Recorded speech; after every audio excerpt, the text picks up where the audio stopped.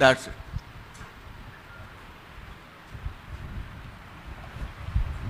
بسم اللہ الرحمن الرحیم. بلا تمہید، آج کا جو سیمینار ہے اس کے انعقاد کے مشورے کی غلطی میں نے کی تھی. جب انہوں نے سوشل میڈیا پہ لاکھانی صاحب نے ایک اپنا دکھڑا جو ہے وہ چلایا، تو میں نے کہا خالی دکھڑوں سے کام نہیں چلے گا، آپ اپنے ہم خیال لوگوں کو جمع کریں، ان کے سامنے بات رکھیں اور لوگوں کو ایجوکیٹ کریں اس بل کے حوالے سے. تو ہو سکتا ہے کہ سب لوگ مل کے اور اس بل کے راستے میں کوئی بند باندھنے میں کامیاب ہو جائیں، یا آئندہ جو بل آنے والے ہیں جو ابھی تک بلوں میں ہیں تو ان کے لیے کچھ کر سکیں. تو انہوں نے کہا کہاں کریں، کیسے کریں، لوگ تو اکٹھے ہی نہیں ہوتے. تو میں نے کہا آپ کوشش کریں جتنے اکٹھے ہو جائیں ان کے سامنے تو اپنا مدعا بیان کریں، لیکن جتنی گفتگو اب تک یہاں ہوئی ہے اس کو سن کر یہی اندازہ ہوا کہ ہم نے اس سیمینار کا مشورہ غلط دیا تھا. سیمینار کے مقاصد کا کوئی تعین ہونا چاہیے. کس لیے تھا یہ سیمینار؟ کوئی کام ہم کرتے ہیں بے مقصد، اس کا کیا فائدہ ہے؟ اگر سیمینار کے مقاصد میں سے ایک مقصد یہ تھا کہ جو کچھ گورنمنٹ نے اس وقت کیا ہے اس پہ اپنے غم و غصے کا اظہار کیا جائے تو وہ آپ نے کر لیا. جو ہمارا معمول ہے اکثر تنقید کرنا، غم و غصے کا اظہار کرنا. دوسرا ہمارا معمول ہے اپنوں کے مرثیے پڑھنا اور غیروں کے شکووں کے شکایتوں کے دفتر کھولنا. یہ سب بھی اس سیمینار میں ہو گیا. ہمارے فلاں نے یہ نہیں کیا، پہلے والوں نے یہ نہیں کیا، بعد والوں نے یہ نہیں کیا. بھائی انہوں نے کچھ کیا یا نہیں کیا، سوالیہ ہم جو یہاں بیٹھے ہیں ہم اب جانے والے ہیں اٹھ کے. ہم نے کیا طے کیا ہے کہ کل سے ہم نے کیا کرنا ہے؟ اتنی گفتگو ہم نے سنی، 2-3 گھنٹے ہو گئے. کوئی آدمی مجھے ہاتھ بلند کر کے بتائے کہ ہم نے کیا کیا ہے، کہ کل سے ہم نے کیا کرنا ہے، کیا طے کیا ہم نے؟ تو بتاؤ اس سیمینار کا کیا مقصد ہوا؟ اپنے غصے کا اظہار، اپنے جذبات کا اظہار. یہ تو ہم ہمیشہ کرتے چلے آئیں. تو تقریروں میں، سیمینار میں، مجالس میں، محافل میں، محرم کی مجلسوں میں کوئی فرق ہوتا ہے؟ سیمینار تو کوئی نتائج برآمد کرتے. جو سیمینار کوئی نتائج برآمد نہ کرے اس کو سیمینار کا نام نہیں دینا چاہیے. جلسہ کہہ لیں، تقریریں کہہ لیں، محفل کہہ لیں، مجلس کہہ لیں. اگر سیمینار کے مقاصد میں سے یہ تھا کہ حکومت کو رگیدا جائے تو وہ ہم نے کافی کچھ وہ بھی کر لیا، اور ہم کرتے چلے آ رہے ہیں. ہر حکومت کو رگیدتے ہیں، پھر ہر ایک کے ساتھ کھڑے بھی ہو جاتے ہیں. پھر جب تک ہمارا اس کے ساتھ چلتا ہے تو وہ اچھی ہوتی ہے، جب ہمارے ساتھ وہ اچھا نہیں کرتی تو پھر وہ اچھی نہیں ہوتی. پھر ہم نئی حکومت کے ساتھ کھڑے ہو جاتے ہیں. تو ہمارے بھی 3-4 حصے ہیں. کچھ حصہ ہمیشہ حکومتوں میں رہتا ہے، کچھ باہر رہتا ہے، کچھ اندر باہر دونوں طرف رہتا ہے، کچھ نہ اندر نہ باہر. اچھا، اگر اس سیمینار کا مقصد یہ تھا کہ بل کیا ہے اس پر روشنی ڈالی جائے، تو میرا خیال ہے صرف ہمارے ایک ساتھی جو ہیں نعیم اشرف صاحب، ٹیکنیکلی انہوں نے اس پہ روشنی ڈالی کہ یہ بل ہے کیا. اور اگر اس سیمینار کا مقصد یہ تھا کہ ایسے بلوں کی روک تھام کیسے ہو، تو ہم نے تو ابھی تک کوئی نتیجہ برآمد نہیں کیا کہ روک تھام کیسے ہوگی. ایک تجویز جو زیادہ زوردار آئی ہے وہ عموماً لائرز کی طرف سے ہے. ظاہر ہے لائرز ہیں تو وہ لا کی بات کریں گے. اب ہمارے پٹنی صاحب ہیں تو یہ جلسے جلوس کی بات کریں گے، اور ہمارے کوئی سیاسی ورکر ہیں بیچارے تو وہ بھی کہیں گے بھائی کوئی مظاہرہ کرو، بینر لے کے کھڑے ہو جاؤ، یہ کہ اندر بیٹھے ہوئے ہو. تو ہر ایک اپنے ذہن کے مطابق تجویز دیتا ہے.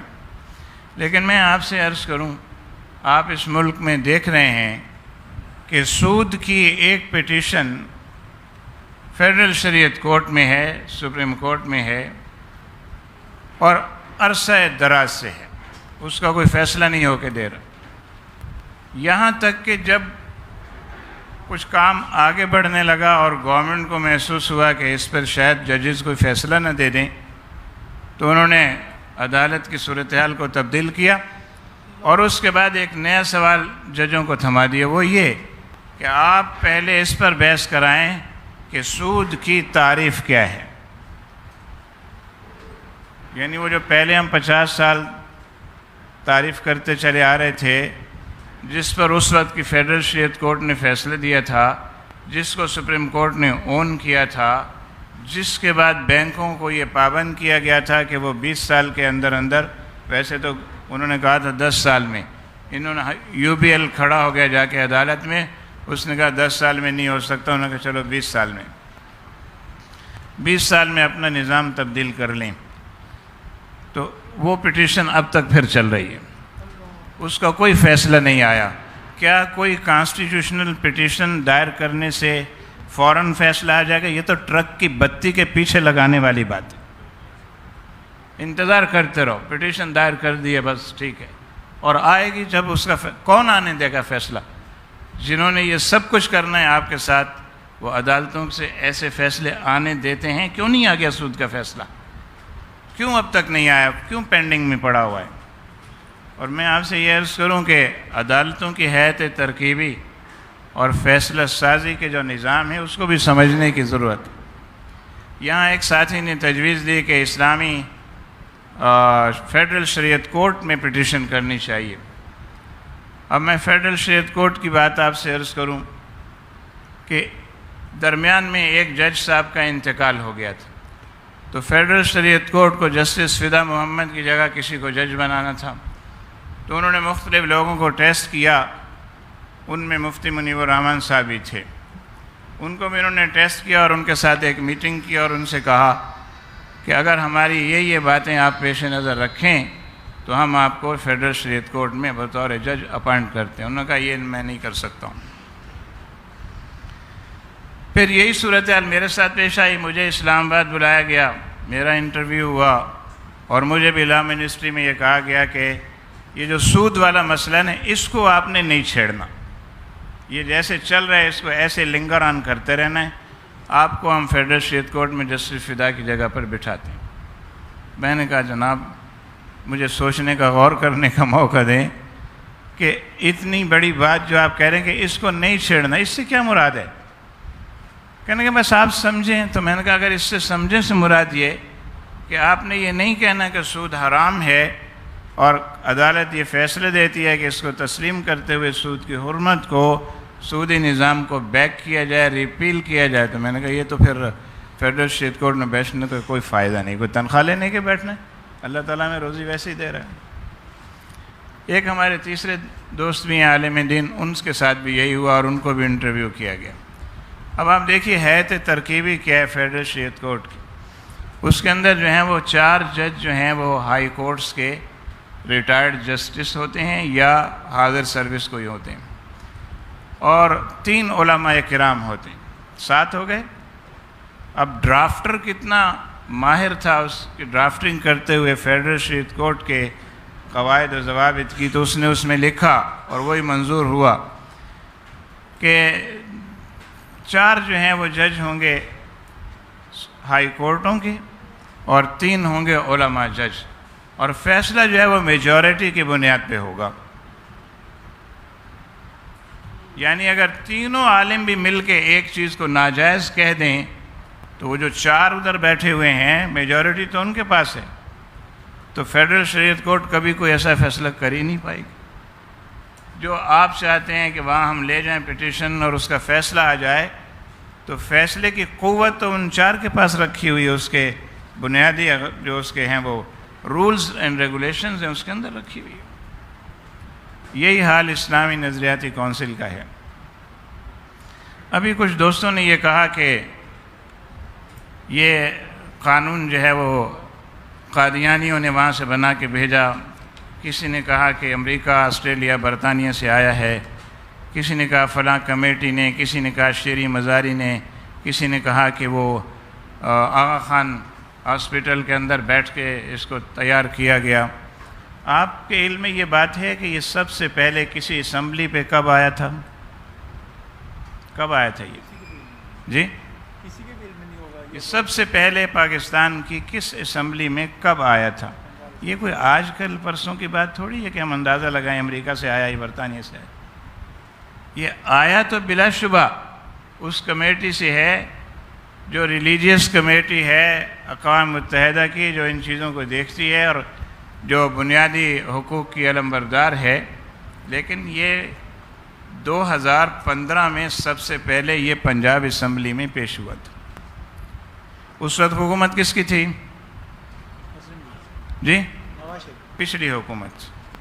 تو اس کا مطلب یہ ہے کہ یہ پچھلے دور سے چلا آ رہا تھا. 2015 میں جب پیش ہوا یہ، تو اس وقت کے وزیر اعلیٰ نے یہ کہا کہ اس کو ٹالنے کے لیے کچھ کرنا چاہیے، کیونکہ ہم اس کو پاس تو کر نہیں سکتے، عوام کا رد عمل ہوگا.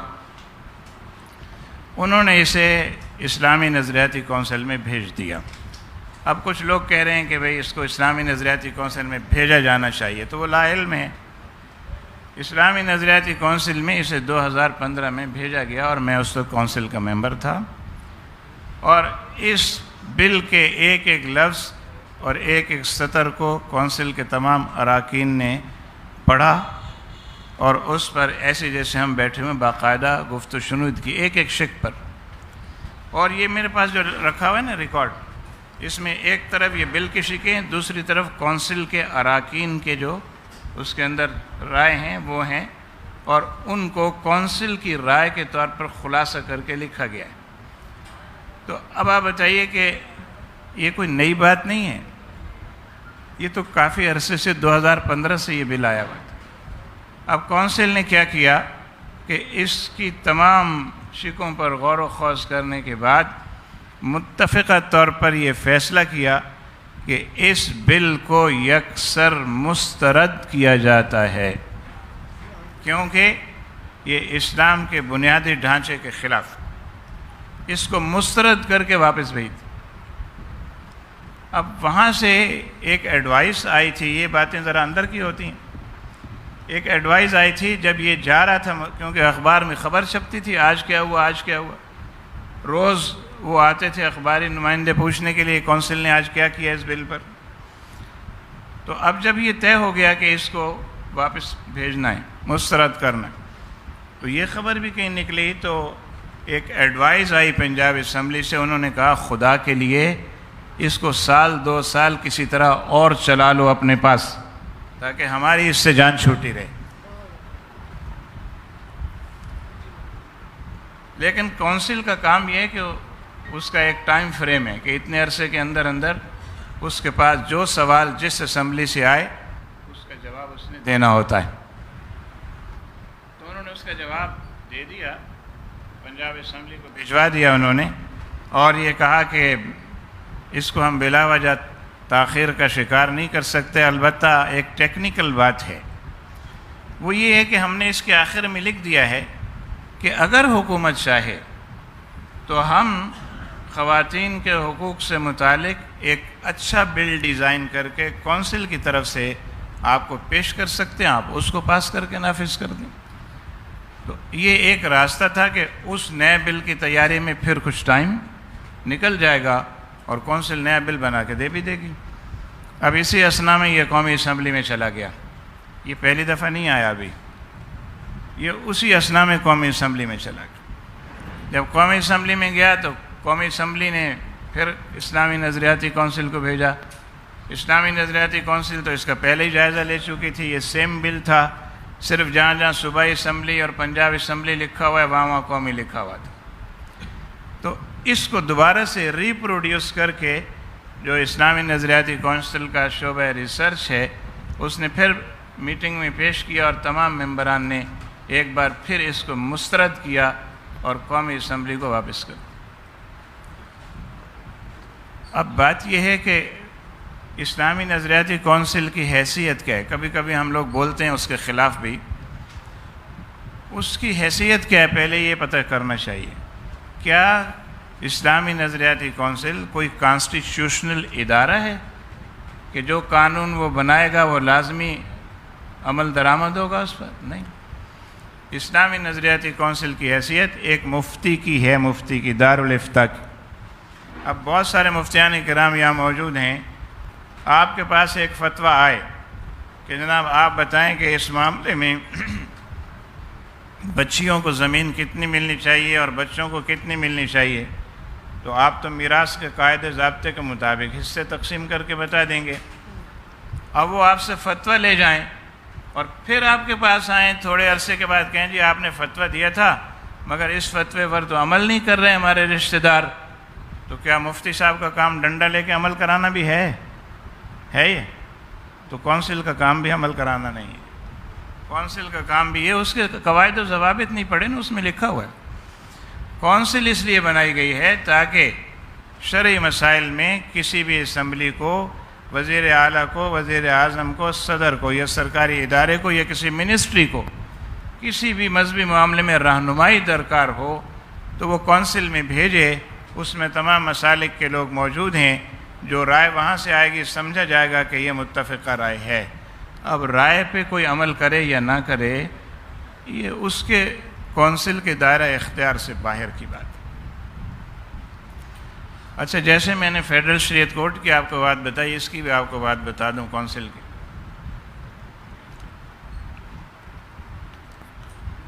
ابھی کسی نے کہا تھا کہ کونسل کا ڈیٹا نہیں ہے. کونسل کا ڈیٹا جو ہے اگر یہاں سے رکھنا شروع کریں وہ آخری میز تک جائے گا اور ختم نہیں ہوگا. مجلد چھپا ہوا ہے، پہلے اس پر لکھا ہوا تھا اونلی فار ممبرس، تو وہ باہر نہیں آ سکتا تھا، صرف ممبرس کو اس کی کاپی ایشو ہوتی تھی. محمد خان شیرانی صاحب جو کونسل کے چیئرمین ہوئے تو انہوں نے کہا یہ اونلی فار ممبرس کیوں ہو، اس کو عام کرنا چاہیے. یہ کونسل کے لوگوں نے اتنے سال لگا کے کام کیا ہے. لوگ سوچتے ہوں گے یہ کونسل کیا کرتی ہے، مفت میں تنخواہیں لیتے ہیں، کام دھیلے کا نہیں کرتے. یہ پبلک کے سامنے جائے گا تو پتہ چلے گا کہ کونسل نے اتنے عرصے میں کیا کیا ہے. تو انہوں نے وہ جو سب پہ لکھا ہوا تھا اونلی فار ممبر اس کو مٹا دیا. مٹا کے وہ سب رپورٹس انہوں نے چھپوا دیں اور بائنڈ کروائیں، اور ایک ایک رپورٹ اس کی 500 صفحے کی بھی ہے، 400 صفحے کی بھی ہے، 250 صفحے کی بھی ہے. اور وہ ساری رپورٹ شروع سے اول تک چھپوا کے، اس سے پہلے کہ کوئی پابندی لگ جاتی کہ یہ سرکاری ڈاکومنٹ تھا آپ نے کیوں کیا، کیونکہ شکایت کرنے والے بھی بیچ میں ہی ہوتے ہیں، انہوں نے پہلے سب سے تمام مدارس کو اس کا ایک ایک نسخہ بھیجا، یہاں سے لے کے وہ وہاں تک لمبا، اگر میز پہ رکھیں تو کارٹن بھرے بھرے 10 کارٹن میں وہ پورا آ رہا تھا. پھر انہوں نے تمام لا ڈپارٹمنٹس کو بھیجا، ججز کو بھیجا، عدالتوں میں بھیجا، ہر جگہ اس ریکارڈ کو انہوں نے پھیلایا کونسل کے خرچ پہ چھپوا کے. میں سمجھتا ہوں بڑا اچھا کام کیا انہوں نے، تاکہ پتہ چلے کہ کونسل نے کوئی کام کیا. تو وہ ریکارڈ اب بھی کونسل کو اس میں موجود ہے، اور جب کبھی ضرورت پیش آتی ہے تو سب سے پہلے اسی میں جاتے ہیں واپس اور دیکھتے. میں اس سے آگے کی بات کرتا، فرض کیجئے زیرو ریکارڈ ہے، ڈیٹا ہے ہی نہیں ہمارے پاس. المجلس الفقہی، مجمع الفقہ الاسلامی جدہ میں پوری دنیا کی ایک کونسل ہے فقہی مسائل کے حوالے سے. اس کے پاس اتنا ڈیٹا ہے کہ اب ان سے سنبھالا نہیں جا رہا. لیکن کیا اس سارے ڈیٹے کے باوجود انہوں نے اسلام کو پوری طرح سے سعودی عرب میں یا اسلامی دنیا میں کہیں نافذ کر لیا؟ قوت مقتدرہ مخالف ہے، آپ کچھ بھی کر لیں وہ نفاذ میں نہیں آ سکتا. شیرانی صاحب وہ واحد چیئرمین تھے کہ جو ایم این اے بھی تھے، اس سے پہلے وہ وزیر بھی رہ چکے تھے مذہبی امور کے، وہ سینیٹر بھی رہ چکے تھے. تو ان کے تعلقات ڈائریکٹ جو ہے وہ چیئرمین سینٹ سے اور قومی اسمبلی کے اسپیکر سے تھے. تو جب ایک عرصہ گزر گیا اور رپورٹس جاتی رہیں کونسل کی قومی اسمبلی میں، اور کبھی بھی وہ اس پہ نہیں آئی اسمبلی کے فورم پر، تو انہوں نے ان دونوں سے بار بار ملاقات کی اور ان سے کہا آئین میں لکھا ہوا ہے کہ کونسل کی سفارشات کو اسمبلی کے پلیٹ فارم پہ لے کیا جائے گا، پیش کیا جائے گا. ان کو تو آپ لے کیوں نہیں کرتے؟ میں کہا ہاں کریں گے. وہاں بھی ایک کمرہ ہے بہت بڑا قومی اسمبلی میں، جس میں صرف کونسل کی سفارشیں اور اس کا ڈیٹا اور اس کا ریکارڈ ہے. یہ زمین سے لے کے چھت تک اس کی تہیں لگی ہوئی, میں دیکھ کے آیا ہوں. تو انہوں نے کہا کہ بھئی اس کو آپ لے کریں. انہوں نے ہاں کریں گے. لے کیسے کریں؟ جب حاکمہ قوت جو ہے اس نے UN کا چارٹر سائن کیا ہوا ہے اور وہ یہ سمجھتی ہے قوت حاکمہ کہ اس کے خلاف ہم نہیں چل سکتے ورنہ ہمارا اقتدار چلا جائے گا, تو آپ بے شمار سفارشات بھیجتی جائیں, وہ کبھی نہیں لے کریں گے. جب شیرانی صاحب نے بہت زور لگایا, لڑائی کر لی کہنا چاہیے, تو انہوں نے ایک دن قومی اسمبلی میں اس کو لے کیا. لے کیسے کیا؟ چیئرمین نے کہا کہ اسلامی نظریاتی کی کونسل کی جو سفارشات ہیں وہ ہم قومی اسمبلی کے فارم پہ, اس پہ فورم پہ چونکہ ان کا لے کرنا ضروری ہے, لہذا آج وہ تمام سفارشات لے کی جاتی ہیں. اور اسپیکر نے کہا ایکسیپٹڈ, ہم قبول کرتے ہیں. کارروائی ختم ہو گئی. چلو جی, اب عمل درآمد کب ہوگا؟ نیت ہی نہیں ہے کرنے کی تو کیسے ہوگا؟ اقتدار میں, مقتدرہ میں جب تک نیک نیت لوگ نہیں ہوں گے, اسلام کے حامی لوگ نہیں ہوں گے, اس وقت تک کچھ بھی نہیں ہوگا.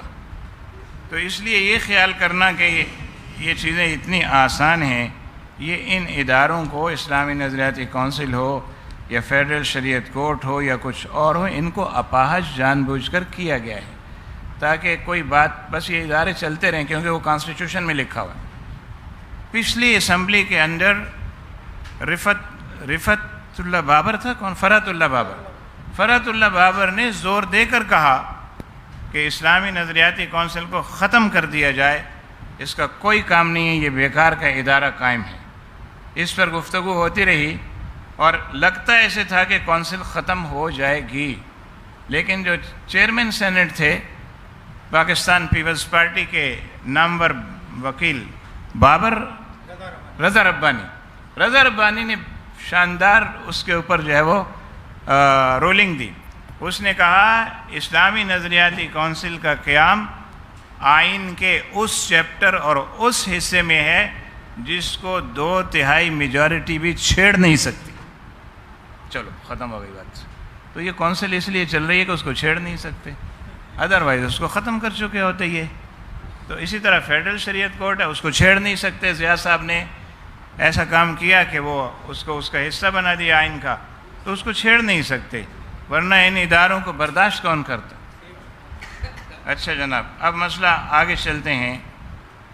آپ حضرات میں سے بہت سے لوگوں نے اقوام متحدہ کے چارٹر کی بات کی, اور میں نے بھی ابھی آپ سے عرض کیا کہ ہم نے UN کا چارٹر سائن کیا ہوا ہے, اس لیے ہمارے ہاتھ بندھے ہوئے ہیں. ہم یہاں کوئی قانون, باوجود ہے کہ ہمارے آئین میں لکھا ہوا ہے یہاں کوئی قانون خلاف قرآن و سنت نہیں بنے گا, پھر بھی ہم بناتے ہیں اور UN کا خیال کرتے ہیں. تو یہ جو UN کا چارٹر ہے, اس پر بھی, اس میں اسلامی نظریاتی کونسل میں بحث ہوئی اور اس پر بھی ایک رپورٹ موجود ہے. اس میں یہ بات نکھر کر سامنے آئی کہ UN کے چارٹر میں جہاں یہ لکھا گیا ہے کہ آپ ہمارے ان قواعد و ضوابط کو, ان قوانین کو اپنے اپنے ملکوں میں نافذ کرنے کے پابند ہوں گے, وہاں یہ بھی لکھا گیا ہے where there are some religious matters which do not allow, تو جہاں کہیں آپ کے مذہبی معاملات ایسے ہوں جو الاؤ نہ کرتے ہوں ان شکوں کے نفاذ کے لیے, وہاں آپ آزاد ہیں. تو استثناء موجود ہے. تو ہم نے یہ لکھ کے بھیجا کہ جب اس کے اندر استثناء موجود ہے, لکھا ہوا ہے, پھر آپ اس بل کو کیوں لے کے آ رہے ہیں؟ ہم نے اس پر یہ اعتراض بھی کیا تھا کہ آپ کیوں اتنے مجبور محض اپنے آپ کو سمجھ رہے ہیں. اس میں لکھا ہوا ہے کہ جو آپ کے اپنے ریلیجیس معاملات سے متصادم ہو اس کو آپ چاہیں تو اپنے ہاں بالکل نافذ نہ کریں, ہمیں کوئی اعتراض نہیں. تو آپ تو خواہ ان کی کاسلیسی کی وجہ سے یہ کرتے. اب ایک بات یہ آئی تھی کہ آئین میں لکھا ہوا ہے کہ کوئی قانون قرآن و سنت کے بغیر بنے گا نہیں, خلاف نہیں بنے. اور پھر یہ کہ قرآن و سنت تو ہر ایک کا اپنا اپنا ہے, شیعہ کا اپنا ہے, دیوبندی کا اپنا ہے, اہل حدیث کا اپنا ہے, وہابی کا اپنا ہے. تو یہ بات جہاں لکھی ہوئی ہے آئین میں کہ کوئی قانون خلاف قرآن و سنت نہیں بنے گا, وہیں آئین میں اس کی تشریح کی گئی ہے کہ قرآن و سنت سے مراد ہر سیکٹ کی اپنی تعریف کے مطابق قرآن و سنت. ختم ہو گئی بات، تو مسئلہ ہی نہیں ہے کوئی. اچھا، اس کے بعد یہ کہ ضروری قانون سازی کی جو بات ہو رہی تھی، میں ضروری قانون سازی کے حوالے سے عرض کروں کہ اگر ہم یہ کوشش کریں کہ یہ جو قانون بن گیا ہے تو ہمیں اس نتیجے پہ پہنچنا چاہیے نا، اب اس کو روکیں کیسے، اس پہ عمل درآمد کو کیسے روکا جائے، آئندہ ایسے قوانین نہ بنیں. اس کے 3 اسٹیج ہیں جو ہمارے دوستوں نے بیان کیے ماشاءاللہ، اور بہت اچھا بیان کیا ہے. لیکن یہ سارے سب کچھ ایک وقت کرنے کے کام نہیں ہے، مختلف اسٹیجز اور مراحل کے کام. اس میں سے ایک ہے بالکل شارٹ ٹرم اور فوری کرنے کا کام، دوسرا ہے درمیانے درجے کا، کچھ عرصے میں کر لیں گے، بعد میں کر لیں گے، اور ایک وہ ہے جس کو لانگ ٹرم پلاننگ آپ کہتے ہیں. لانگ ٹرم پلاننگ کے لحاظ سے یہ ٹھیک ہے، لائرز کی کمیٹی بھی ہو اور فیوچر پلاننگ بھی ہو، ہر بل کے آنے سے پہلے ہم جان لیں یہ آنے والا ہے، اس کی پیشبندی بھی کریں. یہ فار لانگ ٹرم بہت اچھی تجویز، لیکن اس پر اہل سنت و جماعت میں کبھی عمل نہیں ہوگا، یہ آپ لکھ لیں. کوئی منصوبہ ہمارا کبھی لانگ ٹرم چلا ہے؟ ہم عادی نہیں ہے لانگ ٹرم کے نا، ہم تو فوراً بینر پکڑ کے باہر کھڑے تھے، مارے آوے اور اس کے بعد ختم بس. تو یہ کہاں لانگ ٹرم پلاننگ ہمارے ہوتی، لیکن تجویز بہت اچھی.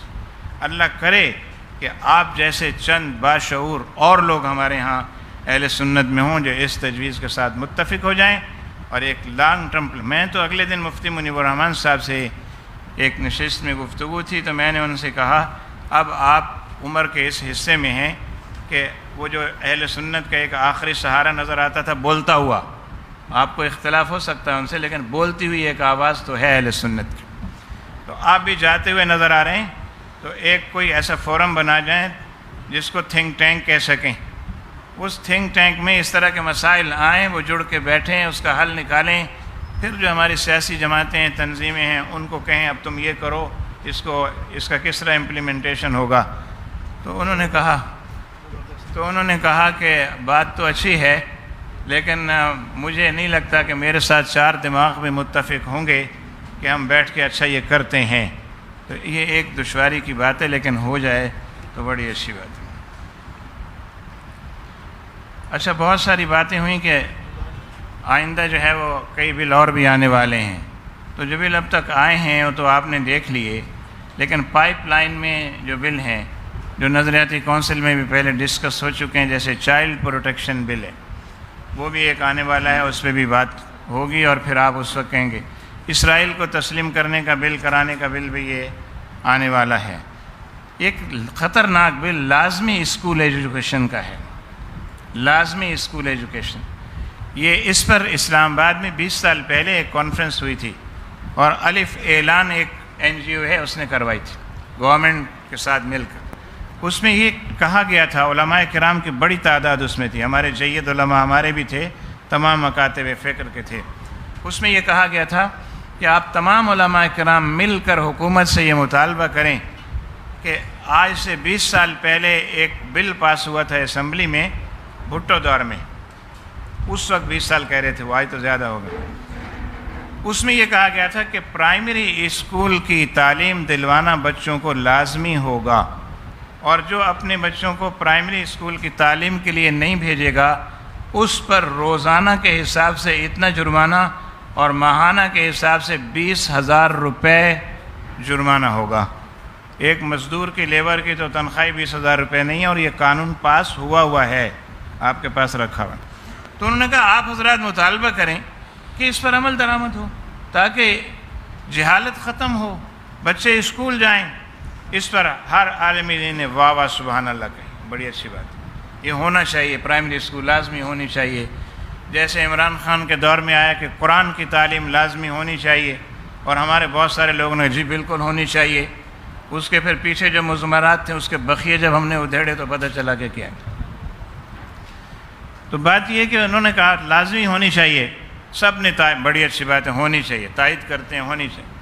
جب میرا نمبر آیا میں نے کہا جناب میں بہت معذرت کے ساتھ علماء کرام سے عرض کروں گا کہ آپ نے اس پر غور نہیں کیا. یہ جو بل پاس ہو چکا ہے اس میں یہ کہا گیا ہے ہر بچے کو پرائمری اسکول بھیجنا لازمی ہے. جو ماں نہیں بھیجیں گے ان کو 20,000 روپے ماہانہ جرمانہ ہوگا. اس کا مطلب آپ سمجھ رہے ہیں کیا ہے؟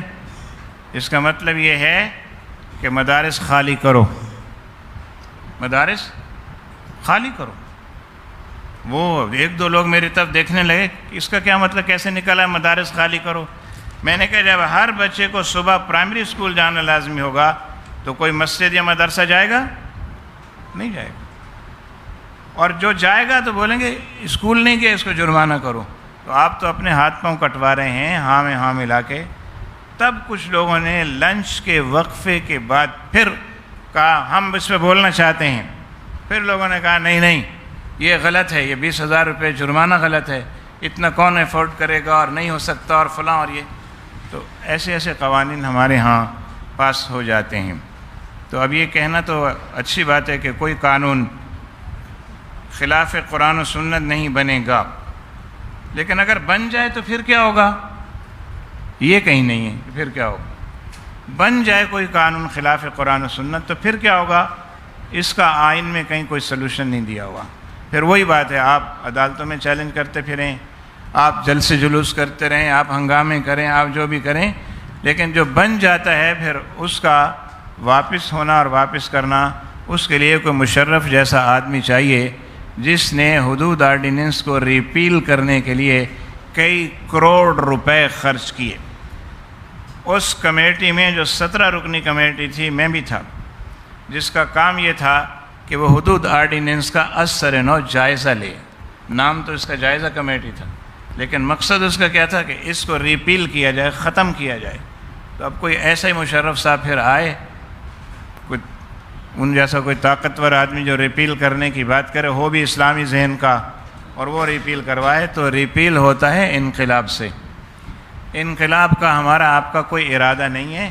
اگر ارادہ ہوتا تو انقلاب آ چکا ہوتا. ہمارے دیکھتے دیکھتے کئی لوگ امام انقلاب بن گئے لیکن ان کا انقلاب ابھی پتہ نہیں کہاں ہے. ہمیں تو نظر نہیں آیا کہیں. آپ کو نظر آیا ہو تو آپ بتائیے. کئی لوگوں نے ہماری موجودگی میں، ہماری زندگی میں امام انقلاب ہونے کے دعوے کیے، لیکن آج تک بتاؤ کیا انقلاب پاکستان میں آیا؟ کہیں نظر نہیں آیا. بس بات کافی طویل ہو گئی اور وقت خاصا ہو گیا، اور مجھے آپ نے آخر میں رکھا. یہ میرے ساتھ ایک اور زیادتی کی. میں سفر کر کے آیا تھا اور آپ نے مجھے طویل بٹھا دیا. ایک ایجنڈا جو ان سب ایجنڈوں کے پیچھے ہے، جس کی وجہ سے آپ سارے پریشان ہیں، وہ آپ سے عرض کر دوں. ضیاء اللہ سیالوی صاحب چونکہ ختم نبوت کے معاملات میں بہت اندر تک گھسے ہوئے ہیں کہنا چاہیے، تو یہ جانتے ہیں کہ قادیانیوں کی ایک ویب سائٹ ہے جس کا نام ہے ملا مکاؤ ملک بچاؤ. کیا نام ہے؟ ملا مکاؤ ملک بچاؤ. انہوں نے گورنمنٹ کو یہ ایجنڈا دیا ہوا ہے کہ جب تک مولویوں کو آپ ختم نہیں کریں گے ہمارا راستہ ہموار نہیں ہوگا. اور یہ سارے بل اسی کے تھرو سارے روٹیٹ ہو کے آتے ہیں. اللہ تعالی ہمیں ہمت دے. تو اب پھر میں اپنے آپ سے سوال کرتا ہوں کہ اس سیمینار کا نتیجہ کیا نکلا؟ نتیجہ یہ نکلا کہ ہمیں اس بل کو واپس کرانے کے لیے اپنی اپنی سطح پر جو کوششیں کاوشیں ہم سب نے ڈسکس کی ہیں ان کو جاری رکھنا چاہیے. ضرور احتجاجی مظاہرے بھی ہونے چاہیے. جمعے کے خطبات میں جب تک خطبہ دینے کا آپ کو اختیار ہے اس سے فائدہ اٹھا لیں. یہ بھی ختم ہونے والا ہے، تو آپ اس وقت تک فائدہ اٹھائیں، لوگوں کی ذہن سازی کر لیں. اور اس کے علاوہ کوئی احتجاجی جلسے کرنا چاہیں وہ بھی ضرور کریں. یہ فوری نوعیت کے کام ہوتے ہیں رد عمل کا اظہار کرنے کے لیے. بڑے لیول پر کانفرنسز اور سیمینار ہونے چاہیے، اور وہ بھی احتجاج کا ایک مؤثر ذریعہ ہے. اور قانون طریقہ اپیل کا جو ہے اس میں بھی جانا چاہیے. اگرچہ دیر لگے گی لیکن آپ کے ہاتھ میں ایک بات ہوگی کہ ہم عدالت میں گئے ہوئے ہیں، اور اس وقت عدالت میں جانا زیادہ فائدہ مند ہوتا ہے جب آپ اسٹے لینے کی پوزیشن میں ہوں. اگر اب بھی ہم اسٹے لینے کی پوزیشن میں ہیں تو پھر جلدی جانا چاہیے، پھر دیر نہیں کرنی چاہیے. اللہ تعالی ہم سب کو ہمت اور توفیق دے. مفتی محمد علی صاحب اور آپ کا میں بہت شکر گزار ہوں کہ آپ نے اتنے سارے دوستوں کو اکٹھا کر کے اس مسئلے پہ جو ہے وہ گفتگو کرنے کی دعوت دی. اللہ کرے اس کے اچھے نتائج برآمد ہوں. بہت شکریہ. بہت شکریہ حضرت. حضرت ایک مسئلہ یہ ہے کہ جب یہ سیمینار کا پروگرام ترتیب دیا گیا تھا تو چند باتیں ذہن میں تھیں. ایک تو یہ ہے کہ خالی ہم گفتگو کر کے چلے جائیں تو اس کا کیا حاصل ہے، اور ایک یہ ہے کہ ہم اس کو باقاعدہ ایک مستقل نشست کا ایک سلسلہ بنائیں. مسئلہ یہ ہے کہ ایک دفعہ گفتگو کر تو ہر کام نہیں ہو سکتا نا، ظاہر ہے اس پہ پے در پہ جب تک ہم کوئی معاملہ نہ کریں اس وقت تک کچھ نہیں ہوتا. پھر کچھ کام کرنے کی ذمہ داریاں مختلف لوگوں کو علیحدہ علیحدہ دینی چاہیے، کمیٹیز کی طرح کمیٹی بنا کے دو تین آدمی کی، تاکہ وہ فالو اپ کریں، کوئی ریسرچ کرے، کوئی معاملات کو دیکھے. یہ ساری چیزیں کرنی پڑے گی. مگر اس کے لیے حضرت مسئلہ یہی ہے کہ جس طرح آپ نے مفتی منیب الرحمان صاحب سے درخواست کی ہے، ہم آپ سے درخواست کرتے ہیں کہ بھائی بات یہ ہے کہ کام تو کسی نے تو کرنا ہے نا، کرنا تو کسی نے ہے. اب جب تک کوئی ذمہ دار آدمی سر پہ بیٹھا نہ ہو تو ہم لوگ تو خالی بیٹھیں گے اٹھیں گے، کر کچھ نہیں سکیں گے. آپ کا اپنا پوائنٹ آف ویو ہے وہ آپ بیان کر دیں تاکہ اس کے بعد دعا کریں. بات کو مکمل کرنے جو آپ نے تجویز دی ہے، تجویز تو اچھی ہے، لیکن میرا قد و قامت جو ہے نا اس کی ذمہ داری کا متحمل نہیں ہے. کوئی بڑے قد و قامت کا آدمی دیکھیں جن کا علمی وزن بھی ہو اور پبلک فگر بھی ہوں. وہ پبلک فگر ہونا ضروری. میں تو آپ جانتے ہیں جلسوں میں نہیں آتا ہوں، تقریروں میں نہیں جاتا ہوں، پروگراموں میں نہیں شریک ہوتا ہوں. بہت سارے لوگ میرے لیے اس وقت یہاں نئے ہیں، بہت سارے لوگوں کے لیے میں نیا ہوں. تو پبلک فگر ہونا ضروری ہے. کسی ایسی شخصیت کو آپ اس کام کے لیے منتخب فرمائیں اور پھر ان کے زیر نگرانی. تجویز اچھی ہے کہ ایک فورم ہونا چاہیے، مستقل ہونا چاہیے، اور جس پہ جو ہے نا وہ گفتگو ہوتی رہے. شعیب مدنی بھی اس سلسلے میں کچھ پیش رفت کر رہے ہیں. آپ کی طرح انہوں نے بھی ایک نشست رکھی، 1-2 روز میں ہونے والی ہے. مجھے بھی اس میں انہوں نے بلایا ہے.